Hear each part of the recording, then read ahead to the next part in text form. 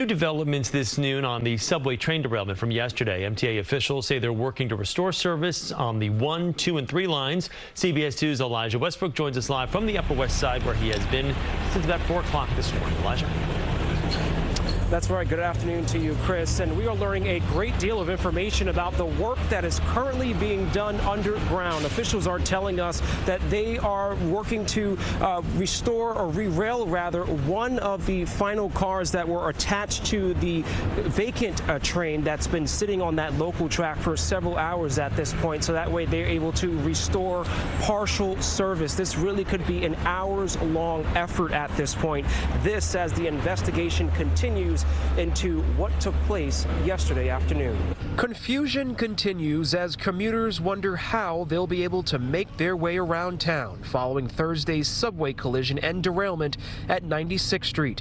No trains are operating on the 1, 2, and 3 lines through this Upper West Side area, leaving many to rely on shuttle buses in nearby subway lines. But MTA officials say we have made substantial progress overnight. In a press conference Friday morning, the agency's chairman and CEO Jana Lieber and other officials gave us an update on the work being done underground to restore service. 9 out of the 10 cars of the passenger train that was involved in the collision have been re-railed and moved out of the area.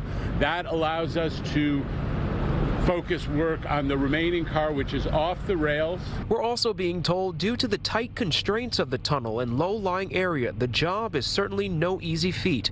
Crews are working around the clock to clear one of the trains out of the location of impact with only inches to spare. The train is currently sitting on ties, railroad ties, literally wooden blocks, and the last piece of this will be to bring in a new truck, put the car on top of it, and then roll it out. Officials say a number 1 train with about 300 passengers collided at a low speed with another train that was out of service.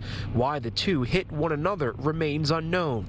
We're being told investigators from the National Transportation Safety Board will be on site to assess the scene before figuring out what led up to the chaos. We're just waiting to get power off outside, okay? And we can transfer you back the other way. The children, they were crying, they were scared.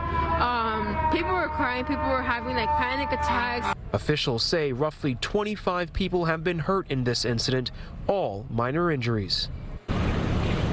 And back out here live just near the 96th Street subway station. The goal right now, again, is to restore partial service on the 1, 2, and 3 lines, hopefully by the evening rush. We do know that the NTSB is set to hold some sort of press conference and give us an update on their findings and the work that they plan on doing in the days ahead.